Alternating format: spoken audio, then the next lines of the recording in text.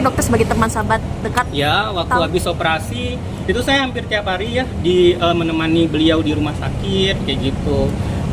Sebelum operasi pun setengah jam sebelum operasi saya temenin sampai ke ruang persiapan operasi juga saya temenin kayak itu ketika selesai operasi, sebelum operasinya sampai sebelum dia balik ke rutan pun juga masih saya temani. Diagnosanya apa sih dok mungkin? Nah itu yang saya nggak boleh sampaikan karena kan itu rahasia pasien kan. Apakah tuh? Pasti berhubungan dengan tentang tulang punggung dan lehernya masih berhubungan dengan itu. Oh,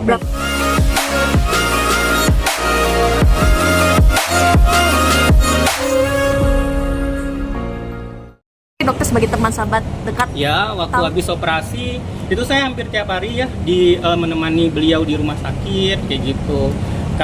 Sebelum operasi pun setengah jam sebelum operasi saya temenin sampai ke ruang persiapan operasi juga saya temenin kayak itu ketika selesai operasi, sebelum operasinya sampai sebelum dia balik ke rutan pun juga masih saya temani. Diagnosanya apa sih dok mungkin? Nah itu yang saya nggak boleh sampaikan karena kan itu rahasia pasien kan. Apakah tuh? Pasti berhubungan dengan tentang tulang punggung dan lehernya masih berhubungan dengan itu. Oh, berapa lama?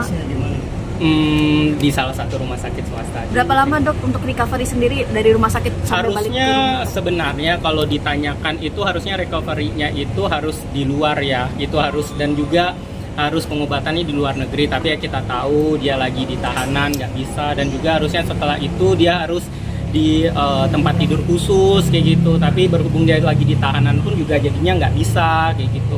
Untuk recovery-nya sampai sekarang pun tetap harus ada konsul ulang rawat jalan untuk memastikan proses penyembuhan dari operasi. Operasi berapa hari dok di rumah sakit?